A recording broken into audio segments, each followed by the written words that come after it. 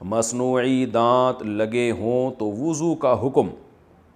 جو لوگ مصنوعی دانت فکس کروا کے لگواتے ہیں اس سے وضو پر تو کوئی فرق نہیں پڑتا، وضو ہو جاتا ہے یا نہیں۔ خواجہ صاحب، گجرات، پاکستان سے۔ جناب اگر مصنوعی دانت ایسا لگایا ہے کہ اس کا اب نکالنا بہت مشکل ہے، بالکل فکس کر دیا ہے، جیسے کہ ڈینٹسٹ بعض دفعہ دانت لگا دیتے ہیں یا دانت پہ ایسا خول چڑھا دیتے ہیں کہ اس خول کو اتارنا آسان نہیں ہوتا، تو پھر اسی پہ پانی بہانے سے وضو بھی ہو جائے گا، غسل بھی ہو جائے گا۔ وضو تو ویسے بھی صرف چہرہ دھونے سے بھی ہو جاتا ہے، اس میں کلی فرض نہیں ہے لیکن سنت مؤکدہ ہے، لیکن غسل جو ہے وہ ہو جائے گا۔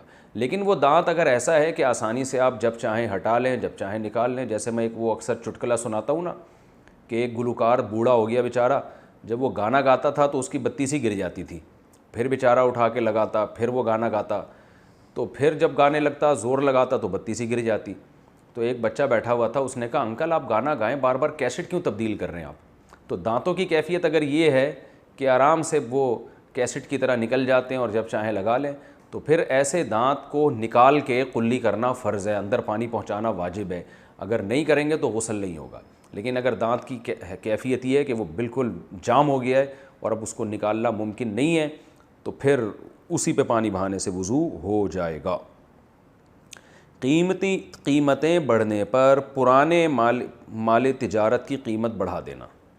اگر میرے پاس پہلے سے مال تجارت رکھا ہو اور پیچھے سے اس کی قیمت بڑھ جائے تو کیا میں اس کی قیمت بڑھا سکتا ہوں یا نہیں؟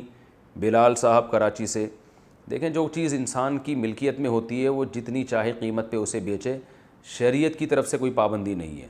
ہاں اگر گورنمنٹ نے اس کی ریٹ متعین کر دی ہیں اور متعین اس لیے کی ہیں کہ وہ عوام کی بہت ہی بنیادی ضرورت کی چیز ہے، اگر وہ مہنگی ہوگی تو عوام کو بہت سخت نقصان ہوگا، جیسے آٹا ہے، چاول ہے، چینی ہے، یہ جو بیسک زندگی کے لوازمات ہیں، ایسی کوئی چیز گورنمنٹ اگر اس کے ریٹ متعین کر دے تو اس ریٹ سے زیادہ پر بیچنا ناجائز ہے، لیکن اس کی ارننگ پھر بھی حلال ہوگی کیونکہ آپ کی چیز ہے، تو آپ زیادہ پہ بیچ کے اگر جو پروفٹ لیں گے وہ پروفٹ پھر بھی حلال ہوگا، مگر یہ کام اللیگل ہونے کی وجہ سے جائز نہیں ہوگا، کیونکہ گورنمنٹ نے لوگوں کے مفاد کے لیے قانون بنایا ہوتا ہے، اس کے ریٹ متعین کیے ہوتے ہیں۔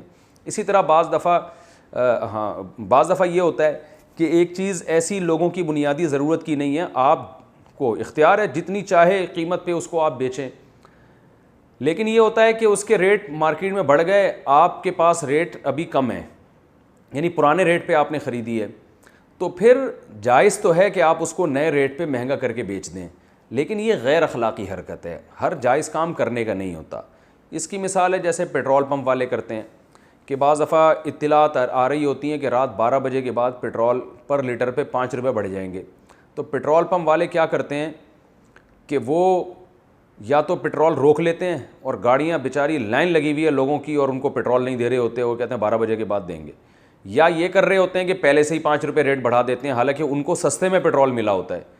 تو یہ سب چیزیں مال کمانے کا غیر اخلاقی، غیر شائستہ ذریعہ ہے، اس سے انسان کی عزت جاتی ہے اور مال کی برکت ختم ہوتی ہے۔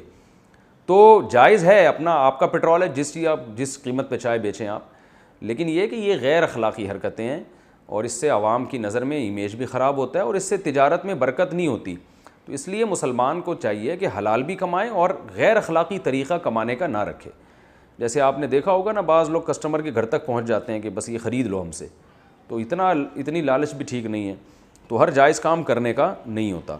اس لیے بہتر یہی ہے آپ کے لیے، عزت والا راستہ یہی ہے کہ اگر ایک چیز کی قیمت مارکیٹ میں بڑھ گئی ہے لیکن آپ نے پرانے ریٹ پہ اٹھائی ہے، تو آپ بہتر یہی ہے کہ اس کو جتنا پروفٹ اللہ عزت کے ساتھ آپ کو دے رہا ہے اسی پروفٹ پہ آپ بیچ دیں، کیونکہ لوگوں کو جب پتہ چلے گا کہ یار یہ جو ہے اس نے تو پرانے ریٹ پہ چیز اٹھائی تھی اور ہمیں ڈبل مہنگی کر کے دے رہا ہے، تو عزت کی کمی ہوتی ہے اس سے انسان، وہ لوگ کہتے ہیں لالچی آدمی ہے۔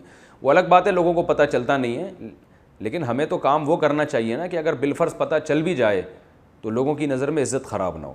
تو اس لیے بہتر یہی ہے کہ انسان جتنا مقدر میں اللہ نے لکھا ہے وہ انشاءاللہ اس کو مل کے رہے گا، عزت کے ساتھ جتنا پیسہ کما سکتا ہے کمائے، وہ غیر اخلاقی طریقہ اختیار نہ کرے۔ سنت اور نفل میں بلند آواز سے تلاوت کرنا۔ سنت اور نفل نفل کی جو نمازیں ہم گھر پر پڑھتے ہیں کیا اس میں زور سے قراءت کرنا جائز ہے یا نہیں؟ عدنان صاحب کلکتہ سے۔ دیکھیں سنت اور نوافل جو آپ گھر میں پڑھتے ہوں یا مسجد میں پڑھتے ہوں، اگر یہ غروب آفتاب کے بعد فجر سے پہلے یعنی اندھیرے میں پڑھ رہے ہیں تو آپ جہرن تلاوت یعنی اونچی آواز سے تلاوت کر سکتے ہیں۔ شرط یہ ہے کہ کسی دوسرے کی نماز میں یا آرام میں خلل نہ واقع ہو رہا ہو، وہ ڈسٹرب نہ ہو رہا ہو۔ لیکن دن کی جو نمازیں ہیں سورج کے طلوع ہونے کے بعد سے لے کے غروب آفتاب تک، اس دن کی نمازوں میں آپ اونچی آواز سے تلاوت نہیں کر سکتے سوائے جمعے کی نماز اور عید کی نماز میں، تو اس کے علاوہ نہیں کر سکتے۔ تو جو سورج کے ڈوبنے کے بعد جتنے بھی نوافل ہیں یا سنتیں ہیں اس میں اونچی آواز سے تلاوت کی جا سکتی ہے۔ اذان کے بعد درود و سلام کا حکم۔ ہمارے گاؤں میں اذان سے پہلے اور اذان کے بعد صلاۃ والسلام پڑھا جاتا ہے، کیا یہ صحیح ہے؟ اس بارے میں رہنمائی فرما دیں۔ خواجہ صاحب گجرات پاکستان سے۔ دیکھو بھائی، اللہ کے رسول صلی اللہ علیہ وسلم نے جو ہمیں اذان بتائی ہے وہ اللہ اکبر سے شروع ہوتی ہے اور لا الہ الا اللہ پہ ختم ہوتی ہے۔ اس سے پہلے بلند آواز سے اسپیکر پہ درود پڑھنا یا اس کے بعد بلند آواز سے اسپیکر پہ درود پڑھنا یا یعنی بلند آواز سے پڑھنا، چاہے وہ اسپیکر پہ ہو یا بغیر اسپیکر کے، یہ آپ صلی اللہ علیہ وسلم سے ثابت نہیں ہے۔ صرف اتنا ثابت ہے کہ جب اذان ختم ہو تو نبی صلی اللہ علیہ وسلم کی ترغیب ہے کہ درود شریف پڑھو اور اس کے بعد یہ دعا پڑھو، اللہم رب هذه الدعوة التامة والصلاة القائمة آت محمدا الوسیلۃ والفضیلہ وابعثہ مقاما محمودا الذی وعدتہ انک لا تخلف المیعاد۔ بس اتنا پڑھا جائے گا۔ تو اس سے پہلے اور بعد میں جو پہلے تو درود شریف ہے ہی نہیں، لیکن اور اسپیکر پہ پڑھنا ہے تو اپنے طور پر کوئی کسی بھی وقت درود شریف پڑھ سکتا ہے، کوئی پابندی نہیں ہے، لیکن اسپیکر پہ جب آپ پڑھیں گے یا اذان سے پہلے بلند آواز سے پڑھیں گے تو لوگ یہی سمجھتے ہیں کہ یہ اذان کا حصہ ہے۔ تو جو کام رسول اللہ صلی اللہ علیہ وسلم نے نہیں کیا، صحابہ نے نہیں کیا، وہ کام اگر آپ ثواب سمجھ کے کریں گے تو وہ بدعت ہو جائے گا۔ لوگ کہتے ہیں اس میں حرج کیا ہے، درود شریف ہی پڑھ رہے ہیں نا اور کوئی غلط کام تھوڑی کر رہے ہیں۔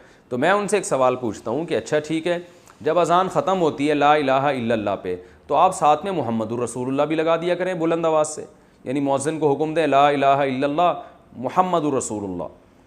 ظاہر ہے جب مؤذن یہ الفاظ پڑھے گا تو اس سے پوچھیں گے نا بھائی اذان تو لا الہ الا اللہ پہ ختم ہو رہی ہے تو تم نے محمد الرسول اللہ صلی اللہ علیہ وسلم، یہ محمد الرسول اللہ تم نے کیوں لگایا؟ تو وہ کہے گا بھائی اس میں حرج کیا ہے، میں غلط تو نہیں کہہ رہا، لا الہ الا اللہ کا مطلب کوئی اللہ کے سوا عبادت کے قائل نہیں، تو ہم اس کے بھی قائل ہیں کہ محمد صلی اللہ علیہ وسلم اللہ کے رسول ہے، تو میں نے کہہ دیا تو پابندی تو نہیں ہے نا شریعت میں محمد رسول اللہ پڑھنے پر۔ ہم کہیں گے واقعی محمد رسول اللہ پڑھنے پر پابندی نہیں ہے بلکہ ترغیب ہے، لیکن اس موقع پہ نہیں ہے، اس کے علاوہ کسی اور موقع پہ آپ پڑھیں۔ تو یاد رکھیں جیسے اذان جہاں ختم ہو رہی ہے لا الہ الا اللہ پہ، تو ختم کرنے میں جب ہم قرآن و سنت کو فالو کر رہے ہیں تو اذان جہاں سے شروع ہوتی ہے تو شروع کرنے میں فالو کیوں نہیں کرتے، اس میں اپنی طرف سے کیوں ہم نے درود شریف بڑھا دیا ہے؟ تو اس لیے یہ عمل غلط ہے، اس سے اجتناب کرنا چاہیے۔ سپر مارکیٹ میں شراب فروخت ہوتی ہو تو جاب کا حکم۔ یورپین سپر مارکیٹ میں جہاں شراب وغیرہ بیچی جاتی ہے وہاں پر کام کرنا کیسا ہے؟ نثار اشرف مالٹا سے۔ کام کرنا جائز ہے، آپ شراب نہ بیچیں، شراب کی بوتل اٹھا کے کسی کو نہ دیں، آپ جو ہے وہ ویسے جنرل اسٹور میں یا سپر مارکیٹ میں آپ جاب کریں، جو ناجائز کرتا ہے وہ کرتا رہے، اس کا گناہ آپ کو انشاءاللہ نہیں ہوگا، آپ اپنے جائز کام کو فوکس کریں۔ کون سے گناہوں سے ایمان ختم ہو جاتا ہے؟ تنہائی کے ایسے کون کون سے گناہ ہیں جس سے ایمان سلب ہو جاتا ہے؟ محمد رمیز انصاری انڈیا سے۔ دیکھیے گناہ سے ایمان سلب نہیں ہوتا، لیکن سلب ہونے کا خطرہ ہو جاتا ہے کہ ایسا نہ ہو کہ جب آپ بار بار گناہ کریں گے۔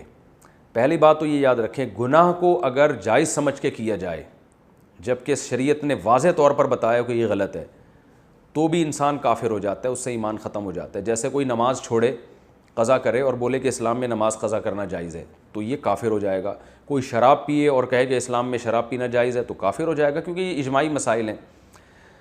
لیکن اگر کوئی گناہ کو گناہ سمجھ کے کرتا ہے، اسے پتہ ہے کہ میں غلط کر رہا ہوں، تو وہ کافر نہیں ہوتا، گناہ گار ہو جاتا ہے۔ البتہ یہ ضرور ہے کہ احادیث سے ہمیں یہ پتہ چلتا ہے کہ ایمان کے اس مقام پر وہ نہیں رہتا، کیونکہ گناہ کرنے سے ایمان کی ویلیو کم ہوتی ہے۔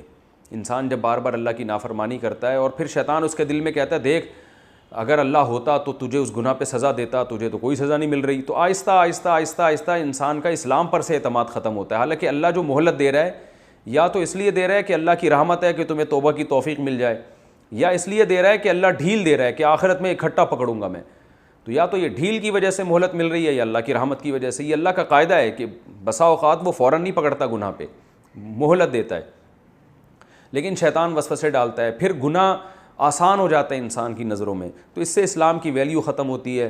تو بعض دفعہ ایسا ہو جاتا ہے کہ پھر موت کفر پہ ہوتی ہے، انسان واضح لفظوں میں اسلام کا اور اللہ رسول کا انکار کر دیتا ہے۔